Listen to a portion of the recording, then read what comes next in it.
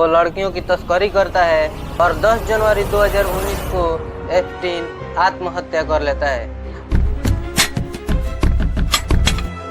America में 20 जनवरी 1953 को एक साधारण से घर में साधारण आदमी का जन्म होता है, जो आगे चलकर एक निवेशक और अरबपति बनता है। और अरबपति होने की वजह से उसकी पहचान बड़े बड़े निवेशक और पॉलिटिशियन से थी, और इसी का फायदा उठाकर बड़े बड़े नेताओं सेलिब्रिटी के पास वो लड़कियों की तस्करी करता है।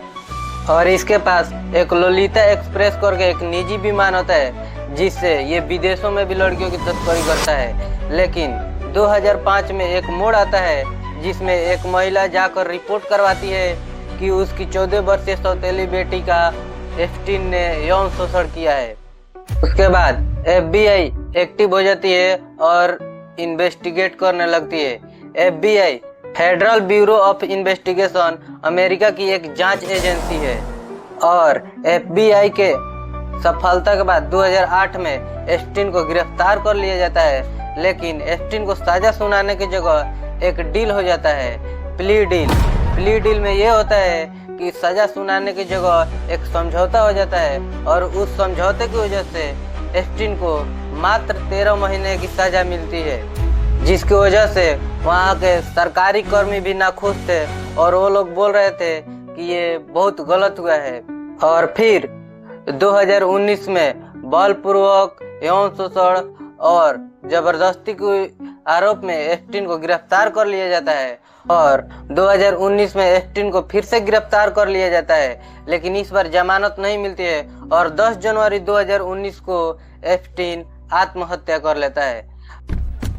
हालांकि ये क्लियर नहीं हुआ कि एप्स्टीन ने आत्महत्या किया था, क्योंकि जिस दिन उसकी हत्या हुई थी उस दिन सारे CCTV कैमरा बंद थे और सारे सिक्योरिटी एक्टिवेट नहीं थे। एप्स्टीन के इन्हीं सारे काले कारनामों का ईमेल, फोटो, वीडियो जो कि पुलिस के पास थी, इसी को एप्स्टीन फाइल नाम दिया गया।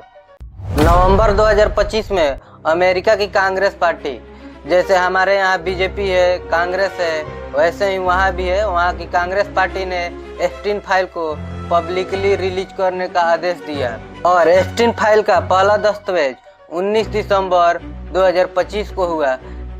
लेकिन 19 दिसंबर 2025 वाला उतना तो चर्चा का विषय नहीं बना, लेकिन जैसे ही 30 जनवरी 2026 को एप्स्टीन फाइल रिलीज हुआ, पूरे दुनिया में हलचल मच गया, क्योंकि ये बहुत बड़ा दस्तावेज था जिसमें 35 लाख से ज़्यादा पेज, 2000 से ज़्यादा वीडियो और 1,80,000 लगभग फोटो था।